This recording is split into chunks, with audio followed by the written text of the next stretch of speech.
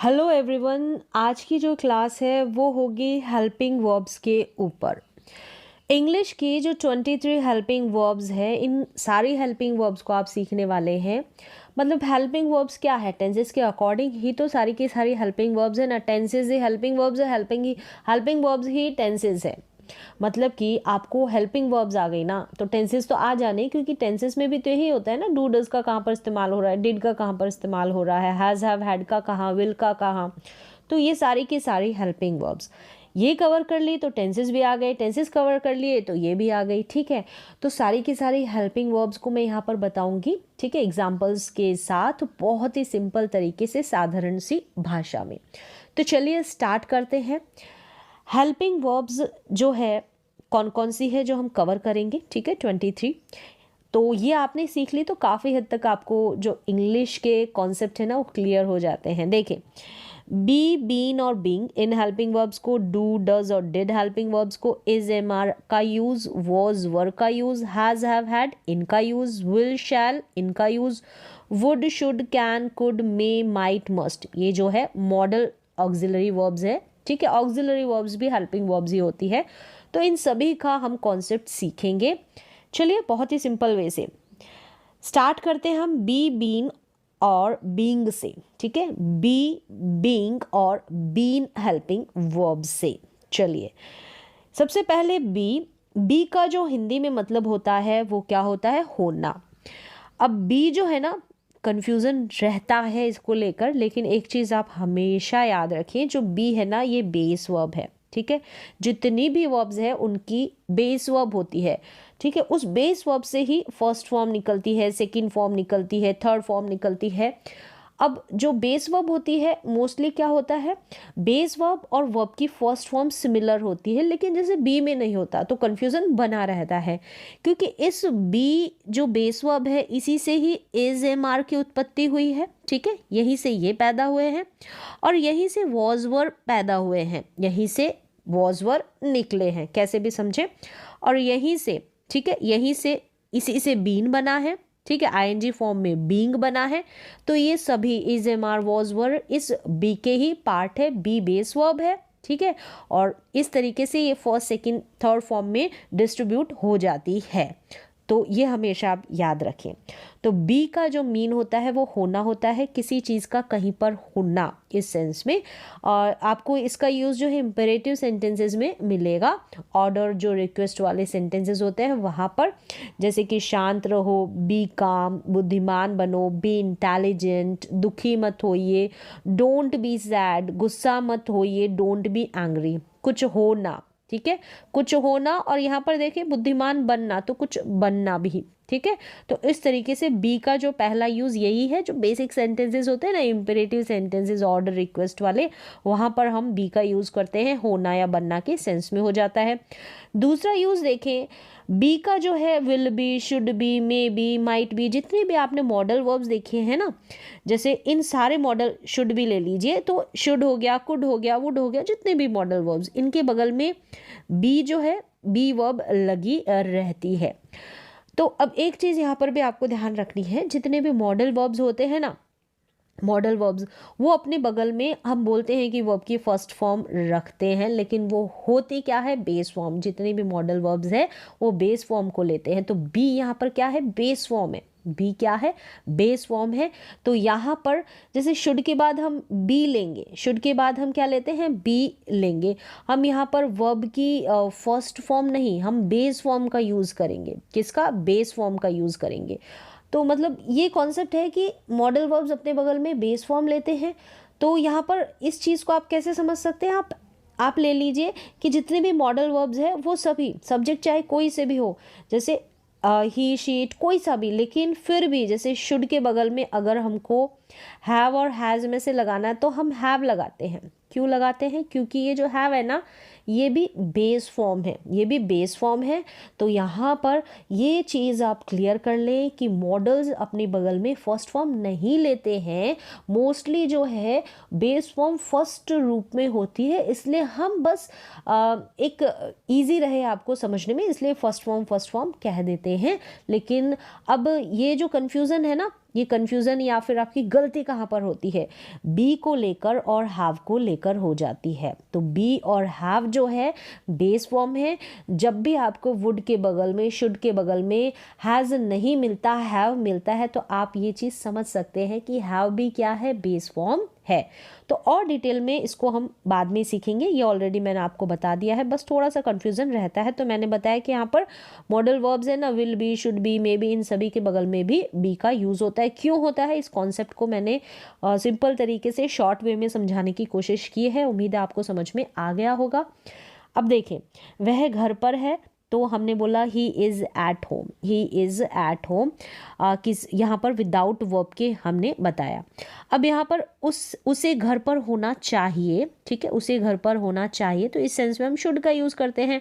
तो he should be at home, तो किसी का कहीं पर होना, हम टेंसेज में तो इज एम आर का यूज़ कर लेते हैं, लेकिन मॉडल्स के साथ हम he, should, is, am, are इनका यूज़ नहीं कर सकते। तो he should be at home, be मतलब होना, ये जो हो है, ये जो हो है या होना है, ये बी है। तो इस तरीके से हम बी वर्ब का इस्तेमाल करते हैं।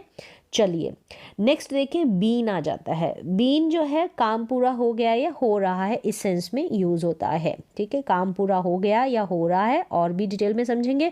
देखिए पैसिव वॉइस में, पैसिव वॉइस में कोई काम हो गया है या हो चुका है, वर्ब की थर्ड फॉर्म के साथ यूज़ होगा। अब चलिए कंपैरिजन के साथ हम सीखते हैं, समझ में आ जाएगा। देखिए प्रेजेंट परफेक्ट का जब हम पैसिव बनाते हैं ना, तो वहाँ पर हमको बीन का इस्तेमाल करना पड़ता है, ठीक है, पैसिव।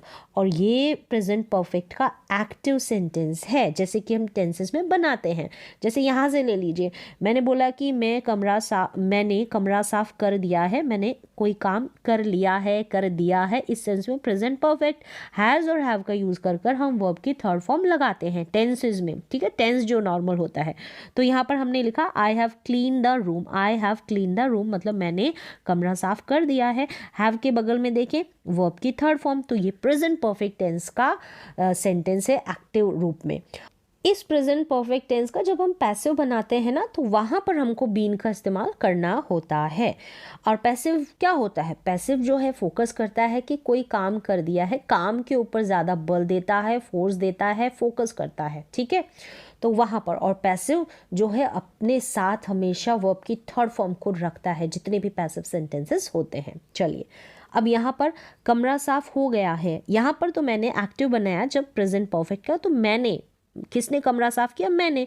शुरुआत में मैंने से स्टार्ट कर दिया, आई सब्जेक्ट से, लेकिन यहाँ पर काम से शुरू किया है कि कमरा साफ हो गया है, द रूम हैज़ बीन, और फिर क्लीन्ड, यहाँ पर वर्ब की थर्ड फॉर्म, यहाँ पर वर्ब की थर्ड फॉर्म, तो हैज़ बीन और ये क्लीन्ड। इस तरीके से बीन लगाना है हमको। ये जो हैव और क्लीन है ना, इसके बीच में हम बीन लगाकर प्रेजेंट परफेक्ट का पैसिव बना लेते हैं, ठीक है। तो अगर आपको जब पैसिव सेंटेंसेस होते हैं, अगर हमको सब्जेक्ट को बताना भी होता है, तो एंड में हम बाय प्रपोजिशन को लगाकर बता सकते हैं, ये हमारे पास ऑप्शन होता है। तो उम्मीद है आपको समझ में आ गया होगा बीन का यूज़।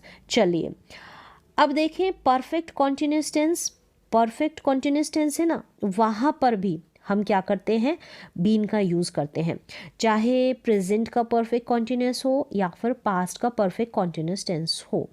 तो यहाँ पर क्या हैज़ बीन और हैव बीन, हैड बीन, इस तरीके से यूज़ होता है।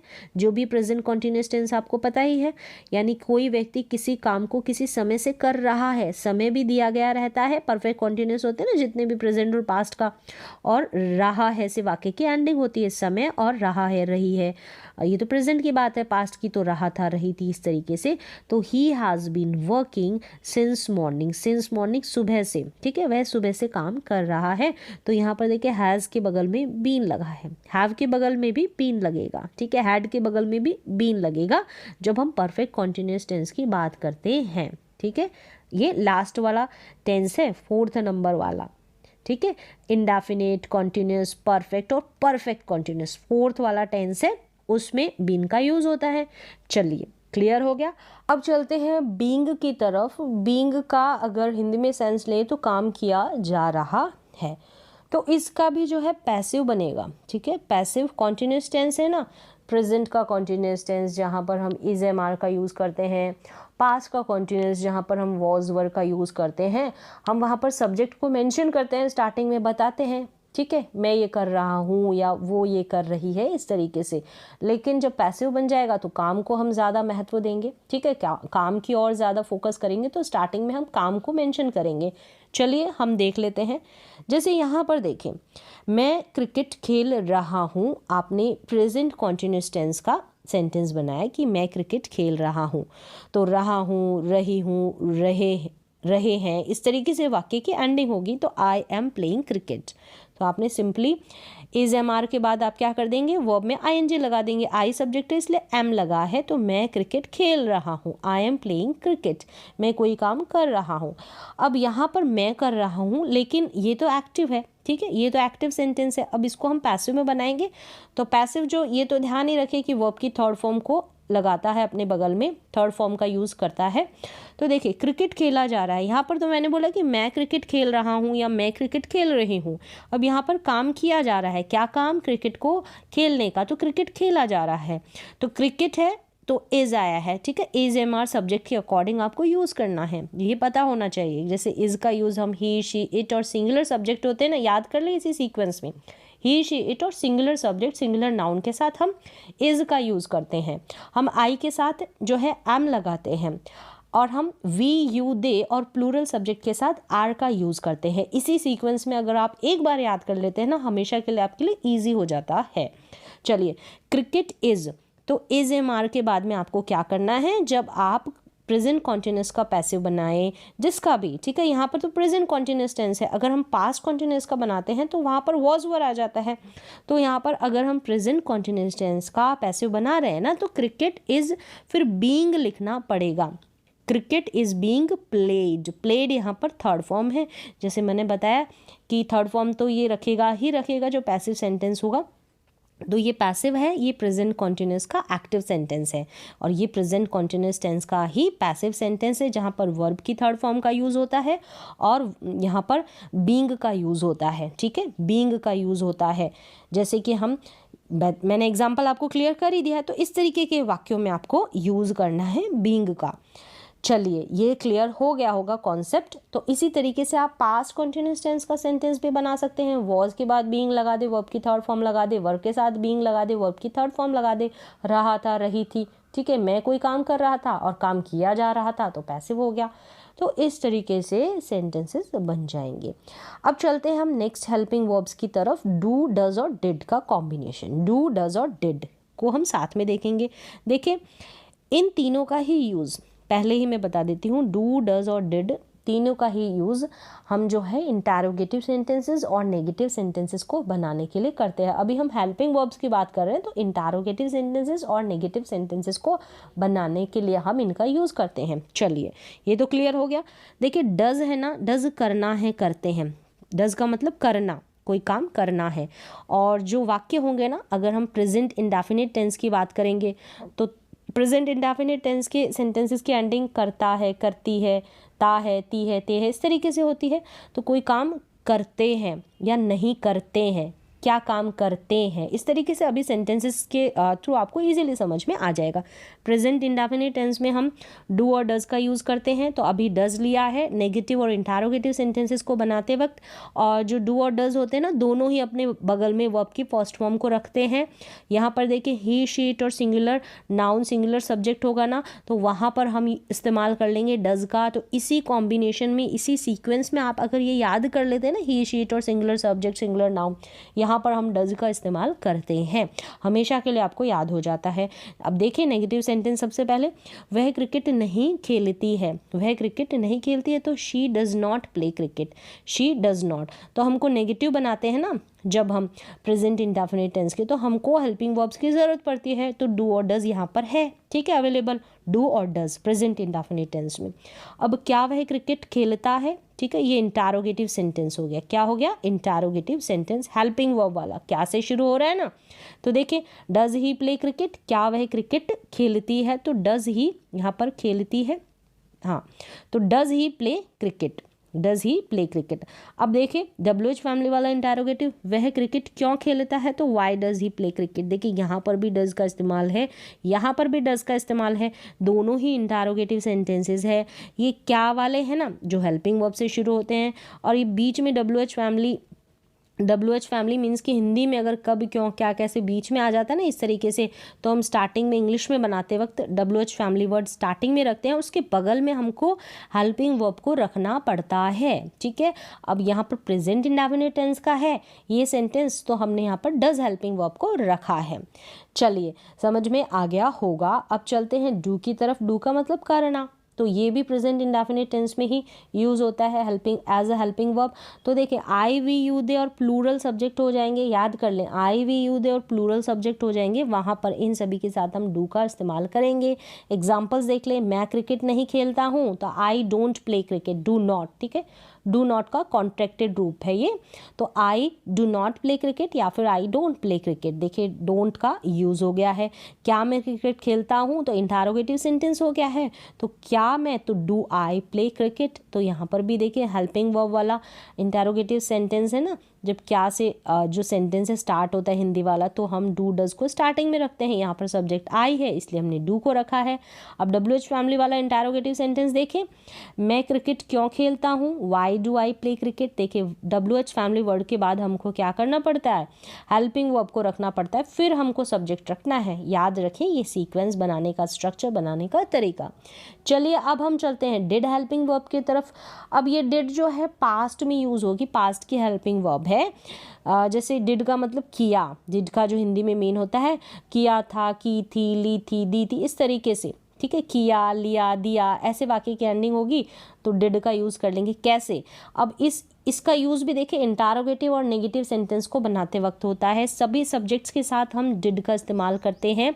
अब जब पास्ट इंडेफिनिट टेंस का हम सिंपल सेंटेंस बनाते हैं ना, तो वहाँ पर तो वर्ब की सेकेंड फॉर्म का यूज़ करते हैं, लेकिन जब बात आ जाती है नेगेटिव और इंटरोगेटिव सेंटेंस बनाते वक्त हम डिड का इस्तेमाल करते हैं। डिड हेल्पिंग वर्ब है ना पास्ट इंडेफिनिट टेंस की, तो यहाँ पर हम इस वर्ब की सेकेंड फॉर्म को नहीं लगाएंगे। ये डिड जो है अपने बगल में, ये चीज़ हमेशा याद रखें, डिड अपने बगल में वर्ब की फर्स्ट फॉर्म लेता है और डू और डज भी अपने बगल में वर्ब की फर्स्ट फॉर्म लेंगे।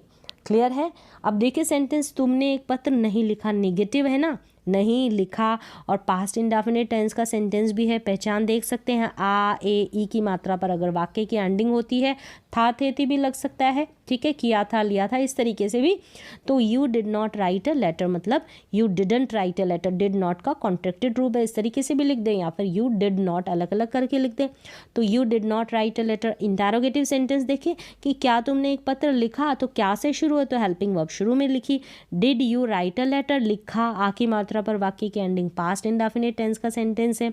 तुमने एक पत्र क्यों लिखा, तो why did you write a letter. देखिए डिड आ गया यहाँ पर WH फैमिली वर्ड के बाद में, डिड हेल्पिंग वर्ब आ गया। ठीक है, तो इस तरीके से हम डू, डज और डिड का इस्तेमाल कर लेंगे। ध्यान रखना है कि आपको ये तीनों अपने बगल में फर्स्ट फॉर्म लेते हैं और नेगेटिव और इंटरोगेटिव सेंटेंसेस बनाते वक्त इनका इस्तेमाल करते हैं।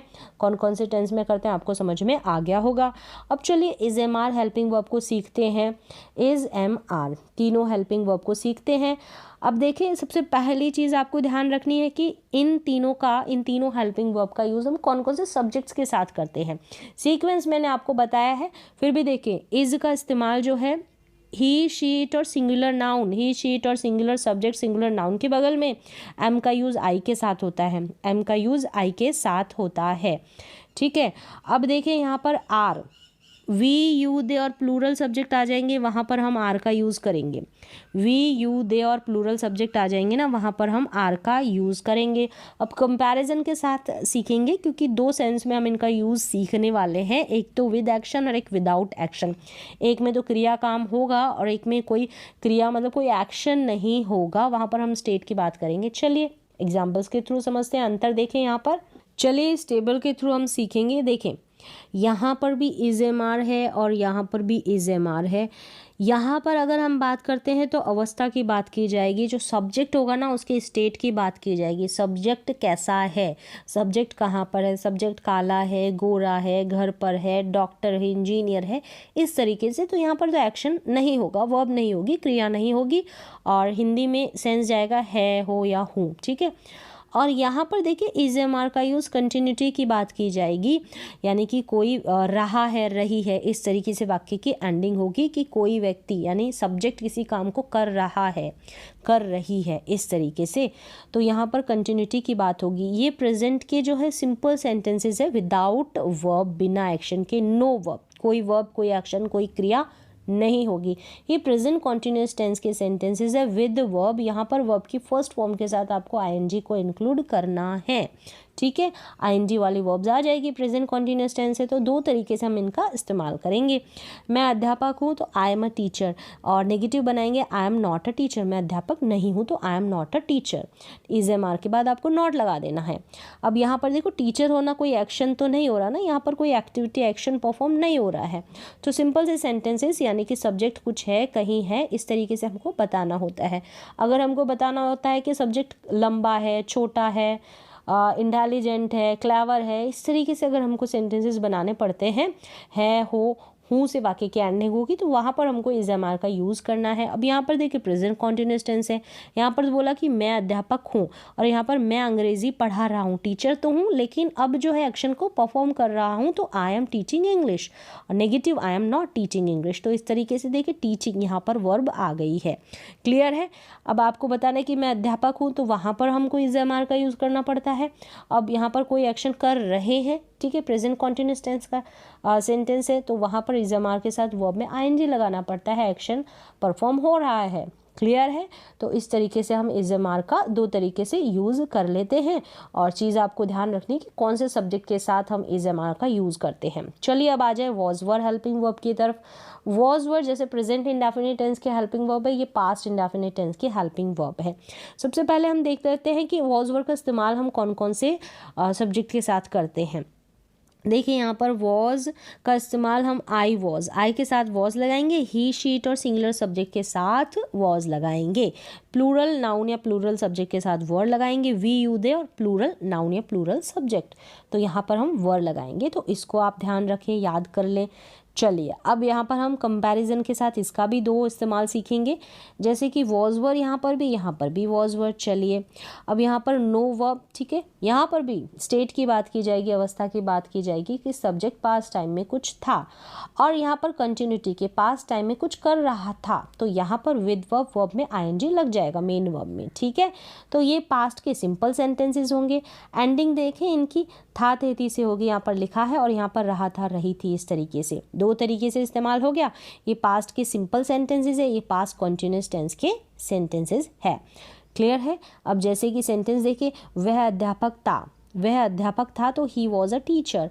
वह अंग्रेजी पढ़ा रहा था, तो पास्ट की बात है, था, थी से आप ले लेते हैं कि पास्ट की बात है। और यहाँ पर रहा था, तो वॉज वर्ब के बाद आपको वर्ब में आईएनजी लगा देना, ही वॉज टीचिंग इंग्लिश। देखें यहाँ पर अध्यापक था और यहाँ पर अंग्रेजी पढ़ा रहा था, जो अध्यापक था वह। तो इस तरीके से वॉज वर्ब का इस्तेमाल हो जाएगा। क्लियर है सिंपल सेंटेंसेस में, और कैसे हमने पास्ट कॉन्टिन्यूस टेंस में इस्तेमाल किया।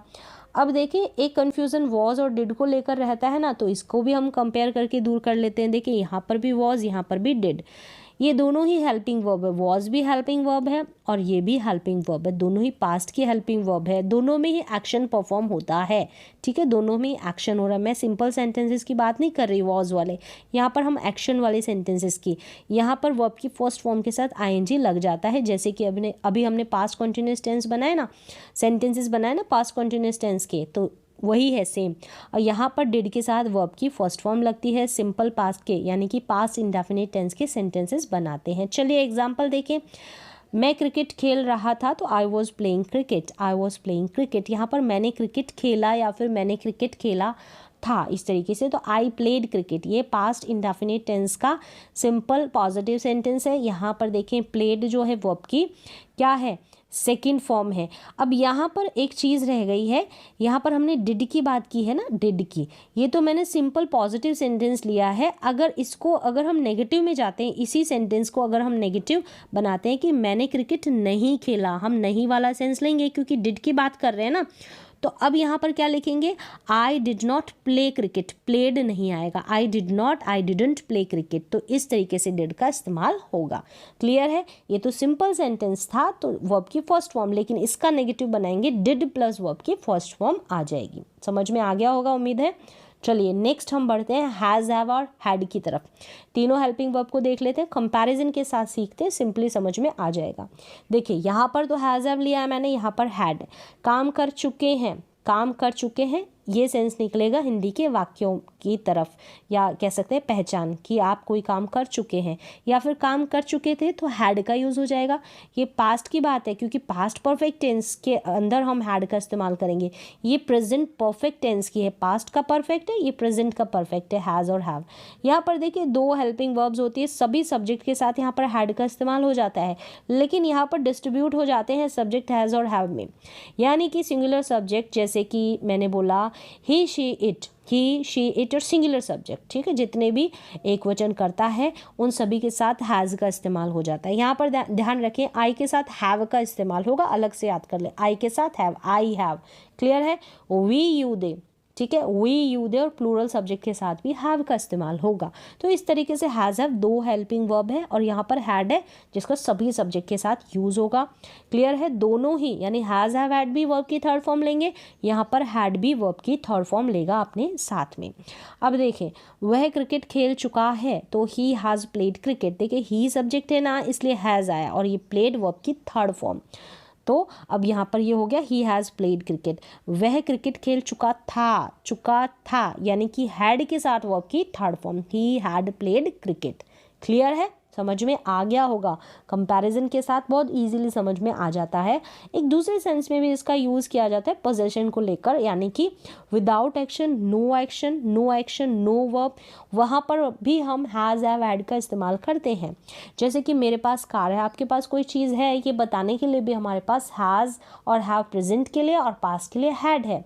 जैसे कि मेरे पास कार है, आई हैव अ कार, तो कार होना कोई एक्शन नहीं है, किसी के पास कुछ है तो वहाँ पर हमको हैज़ हैव का इस्तेमाल करना पड़ता है, वहाँ पर हमको हैड का इस्तेमाल करना पड़ता है। अब पास्ट था, नो एक्शन, तो मेरे पास कार थी, पास्ट की बात है तो आई हैड ए कार। तो इस तरीके से भी हैज़ हैव हैड का इस्तेमाल होता है। उम्मीद है समझ में आ गया होगा। चलिए अब चलते हैं मॉडल वर्ब्स जो है will, shall, would, should, must, इनकी तरफ। Will, shall, would, should, must. चलिए सबसे पहले हम ले लेते हैं विल को। तो यहाँ पर फ्यूचर इंडेफिनिट टेंस होता है ना, गागेगी से वाक्य की एंडिंग होगी, वहाँ पर हम विल का यूज़ करते हैं, सभी सब्जेक्ट के साथ कर सकते हैं। वह कल दिल्ली जाएगा, तो he will go to Delhi tomorrow. कल की बात कोई भी करेंगे, यानी कि कल जाएगा, वो ये करेगा, ठीक है, इस तरीके से कल कहाँ जाएगा, दिल्ली जाएगा, तो विल का इस्तेमाल कर लिया आपने, जैसे कि फ्यूचर इंडेफिनिट टेंस में, सिंपल फ्यूचर टेंस में हम यूज़ करते हैं। तो यहाँ पर देखिए शैल भी आता है। शैल का इस्तेमाल जो एंडिंग होगी गागेगी से ही होगी, लेकिन जो मॉडर्न इंग्लिश है वहाँ पर हम क्या करते हैं, अभी सभी में विल का यूज़ करते हैं, लेकिन शैल की बात करें तो शैल का यूज़ आई वी के साथ किया जाएगा। लेकिन यहाँ पर अब इसका यूज़ रहेगा इंटरोगेटिव और परमिशन लेने के लिए, ऐसे सेंटेंसेज में हम शैल का यूज़ करेंगे, जैसे कि क्या अब हम चलें, तो शैल वी लीव नाउ, तो आप यूज़ कर सकते हैं, ठीक है, आप परमिशन ले रहे हैं कि शैल वी लीव नाउ, क्या अब हम चलें, तो इस तरीके से आप शैल का यूज़ कर सकते हैं। अब देखिए, क्या मैं अंदर आ जाऊं, शैल आई कम इन, क्या मैं अंदर आ जाऊं, तो इनफॉर्मल तरीके से इस तरीके से भी आप यूज़ कर सकते हैं शैल का। चलिए अब चलते हैं वुड की तरफ।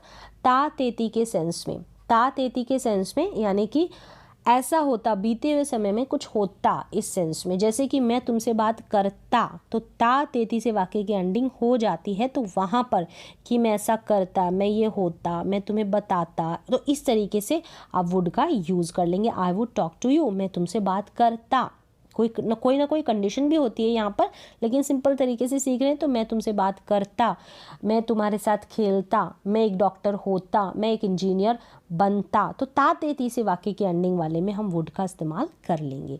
चलिए शुड की तरफ आ जाए। शुड यानी चाहिए से वाक्य की एंडिंग होगी, जब एडवाइस और सजेशन के सेंस में हम इसका यूज़ करेंगे। जैसे कि आपको कोई काम करना चाहिए सेंस में आप एडवाइस देते हैं, सामने वाले को सलाह देते हैं, तो वहाँ पर आप यूज़ कर सकते हैं। आपको मेहनत करनी चाहिए, you should work hard, you should work hard. तो यहाँ पर ये शुड है एक मॉडल वर्ब है, ठीक है, मॉडल ऑक्सिलरी वर्ब, मॉडल्स की मॉडल हेल्पिंग वर्ब। तो यहाँ पर शुड, ये जो शुड है ये वर्ब की फर्स्ट फॉर्म, जितने भी मॉडल वर्ब्स है ना, मैंने बताया कि वर्ब की फर्स्ट फॉर्म लेते हैं, और मोस्टली ये जो है फर्स्ट फॉर्म होती है ना, बेस फॉर्म यूज़ होता है बेस फॉर्म का, लेकिन बेस फॉर्म मैंने बताया कि फर्स्ट फॉर्म के रूप में ही अधिकतर होती है, इसलिए हम वर्ब की फर्स्ट फॉर्म बोल देते हैं। तो यहाँ पर आईएनजी की फॉर्म या ईडी लग जाए, ये वाला यूज़ नहीं होगा, इज, एम, आर, एस, यस, ये सब यूज़ नहीं होगा। शुड के बगल में आपको सिंपली बेस फॉर्म रखनी है, जो मोस्टली क्या फर्स्ट फॉर्म में ही होती है। तो इस तरीके से हम बोल देते हैं कि वर्ब की फर्स्ट फॉर्म, ठीक है, आईएनजी वाली वर्ब्स और ये सब नहीं रखनी है यहाँ पर। चलिए मस्ट पे आ जाए। अगर सेंस आता है पक्का, ज़रूर या अवश्य ही, पक्का, ज़रूर, अवश्य ही, नो ऑप्शन, कोई ऑप्शन नहीं कि तो ये काम तो अब तुमको पक्का ज़रूर करना ही करना है। तो इस सेंस में देखिए, तुम्हें पढ़ना ही चाहिए, तुम्हें पढ़ना ही चाहिए, तो यू मस्ट स्टडी, ठीक है, ज़रूर, पक्का, इस सेंस में तुम्हें ज़रूर मेहनत करनी होगी, तुम्हें ज़रूर मेहनत करनी होगी, no option, you must work hard. तो इस तरीके से आप मस्ट का यूज़ कर देंगे। अगर पक्का, ज़रूर या अवश्य ही वाली फीलिंग आ जाए, अवश्य, पक्का, ज़रूर, अवश्य ही वाला सेंस आ जाए, ठीक है, करना ही करना है, तो इस सिचुएशन में आप मस्ट मॉडल का यूज़ करेंगे। चलिए अब आ जाए can, could, may, might models के ऊपर। चलिए कैन और कुड को हम साथ में ले लेते हैं। कर सकता है या कर सकता था, इस तरीके से वाक्य की एंडिंग होगी। यहाँ पर देखिए कैन हो गया, यहाँ पर कुड, ये कर सकता है, ये कर सकता था। जब हम प्रेजेंट की एबिलिटी की बात करते हैं, कैपेबिलिटी की बात करते हैं, तो वहाँ पर पावर की बात करते हैं कैन का, लेकिन पास्ट में अगर बात करते हैं ना एबिलिटी की, तो वहाँ पर कुड का यूज़ हो जाता है। जैसे कि मैं खाना बना सकता हूँ, मेरे में एबिलिटी है, तो आई कैन कुक फूड, और यहाँ पर बना सकता हूँ प्रेजेंट टाइम में, प्रेजेंट की एबिलिटी, मैं खाना बना सकता था, ठीक है, कर सकता था ये काम, तो I could cook food, past की एबिलिटी बता रहे हैं, तो आई कुड कुक फूड। तो इस तरीके से आप कैन, कुड का एबिलिटी के सेंस में यूज़ कर लेंगे, प्रेजेंट और पास्ट में, कर सकता है और कर सकता था के सेंस में। अब आ जाए मे और माइट की तरफ। देखिए मे और माइट साथ में ले लेते हैं यहाँ पर, चले कंपेयर करके देखिए, यहाँ पर तो मे है और यहाँ पर माइट है। यहाँ पर शायद वाली फीलिंग आती है ना, तो वहाँ पर आप यूज़ कर लेंगे मे का, और शायद ही वाली फीलिंग आएगी, वहाँ पर आप यूज़ कर लेंगे माइट का। हाई पॉसिबिलिटी होगी ना, तो वहाँ पर आप यूज़ करेंगे मे का। लो पॉसिबिलिटी होगी, इससे कम होगी, तो वहाँ पर आप यूज़ कर लेंगे माइट का, ठीक है, माइट का। तो परमिशन लेने के लिए भी आप मे का यूज़ करते हैं, ठीक है। अभी तो हम क्या कर रहे हैं, एज अ हेल्पिंग वर्ब के रूप में इनका इस्तेमाल देख रहे हैं। तो शायद बारिश हो सकती है, हाई पॉसिबिलिटी है, तो इट मे रेन। अब यहाँ पर देखिए शायद, यहाँ पर शायद ही बारिश हो सकती है या होगी, ठीक है, हो सकती है या होगी, दोनों तरीके से वाक्य की एंडिंग हो सकती है। इट माइट रेन, तो इस तरीके से आप मे और माइट का यूज़ कर लेंगे। शायद वाली फीलिंग आएगी तो मे का यूज़ कर लें, तो ऐसे आप समझ सकते हैं, ठीक है। पॉसिबिलिटी हाई है तो मे का यूज़, लेकिन दूसरे ही सेंस में अगर शायद ही वाली फीलिंग है, मे से लो पॉसिबिलिटी है, तो वहाँ पर आप माइट का यूज़ कर लेंगे। तो इस तरीके से आपने देखा कि सारी हेल्पिंग वर्ब्स यहाँ पर मैंने आपको मेंशन की है, समझाई है, ठीक है। सारी हेल्पिंग वर्ब्स कोशिश की है बहुत ही सिंपल तरीके से समझाने की। तो उम्मीद है कि आपको जो है हेल्पिंग वर्ब्स का कॉन्सेप्ट क्लियर हुआ होगा। तो यही जो है बेस है, यही जो है जड़ है आपकी अंग्रेज़ी की। तो चलिए आज की क्लास में बस इतना ही, मिलते हैं नेक्स्ट क्लास में, तब तक के लिए थैंक यू सो मच।